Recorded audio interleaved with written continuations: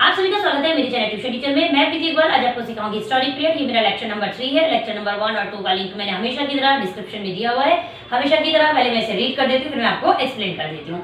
The characteristics earthen pots of the Harappans are well baked, red in color and with beautiful designs like people lips and fish scales। अब देखो Harappan civilisation का मैंने lecture number 2 में आपको बताया है ना, उनके अभी उन्हीं के बारे उनका ही बता रहे हैं वो लोग कि उनके जो वो अर्दन पॉट्स होते थे ना, वो उसको कौन सा कलर करते थे, रेड कलर का करते थे, अच्छे से बनाते थे। और पीपल के लिप्स का डिजाइन और फिश के स्केल्स, यानी फिश के ऊपर जो रहता है ना स्केल्स, ऐसे हम ड्राइंग बनाते हैं, उसका डिजाइन उस पे अर्दन पॉट्स पे से मिलता था। When tapped this pots produce a metallic sound. जब वो पॉट्स को आप बजाओगे अर्दन पॉट्स को, तो मट्टी का है लेकिन साउंड किसका आएगा, मेटल का, ठीक है, मेटालिक साउंड प्रोड्यूस होगा।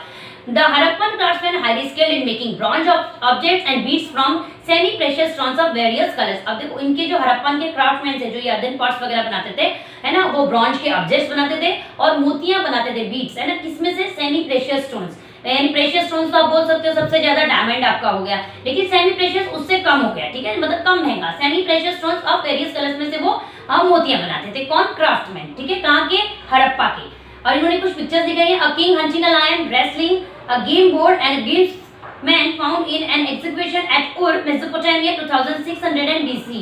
ये देखो ये वाला जो पिक है ना, ये हरप्पन सिविलाइजेशन वाला चल रहा है, लेकिन ये जो पिक ये वाला है ये मेसोपोटामिया का है, ठीक है।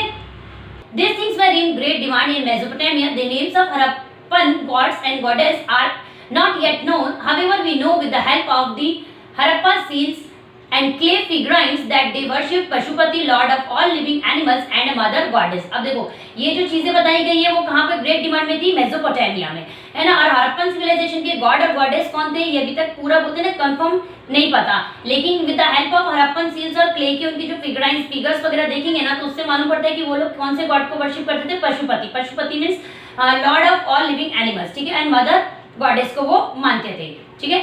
Archaeologists feel that these clay objects found in excavation of Harappa sites were used as gamesmen। अब देखो ये जो excavation मतलब खुदाई के दौरान में आर्कियोलॉजिस्ट लोगों ने चेक किया, ठीक है, excavation मतलब खुदाई, और जो लोग उस खुदाई का काम करते हैं आर्कियोलॉजिस्ट, ठीक है, तो उन्होंने जब किया ना तो ये क्ले के आइटम्स वहां से मिले हैं, है ना, हरप्पा साइट से।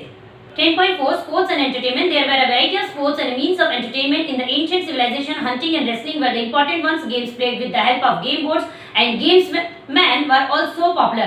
अब देखो ऐसा नहीं था कि वो हमेशा काम ही कर रहे हैं, वो पॉट्स बना रहे हैं, वो डिजाइन्स बना रहे हैं, ठीक है ना, एग्रीकल्चर का काम कर रहे हैं, उधर भी एंटरटेनमेंट था, तो हंटिंग और रेसलिंग वहाँ का पॉपुलर था, ठीक है।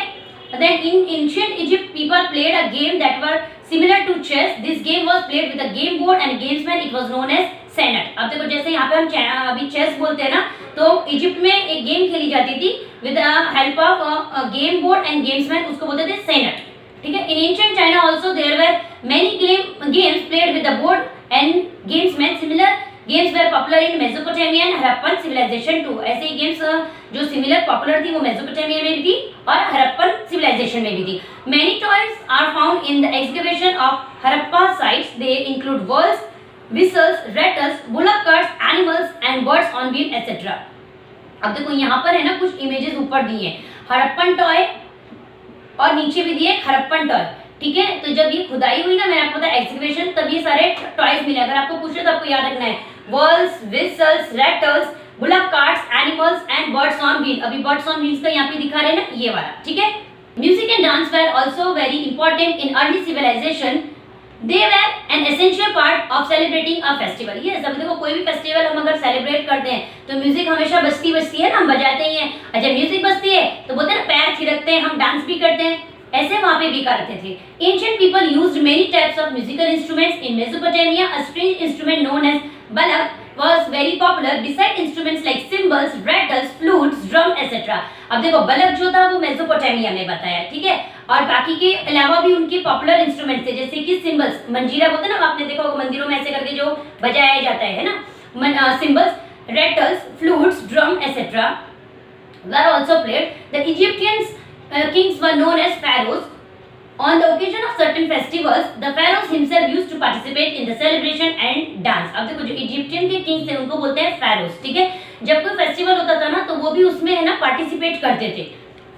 The bronze image of a dancer found in the excavation at Mohenjo-daro is evidence that dance was important in the Harappan civilization as well। अब देखो मोहनजोदड़ो आया तो मोहनजोदड़ो किस कौन सी सिविलाइजेशन में हमने पढ़ा था, है ना, हड़प्पन हड़प्पन सिविलाइजेशन में पढ़ा था, तो वहां पे उनको किसकी चीज की इमेज मिली, bronze image of a dancer, कोई ब्रॉन्ज का मेटल में इमेज मिली किसी डांसर की। तो यहाँ से मालूम पड़ता है हमें कि हाँ कि डांस कौन से इसमें होता था, हड़प्पन सिविलाइजेशन में भी डांस होता था। ठीक है, till now we have learned in brief about the history of human civilization from the Stone Age to the early civilization. Next year we shall study in detail the Harappan civilization that developed in the Indian subcontinent. We shall also study the ancient history of India.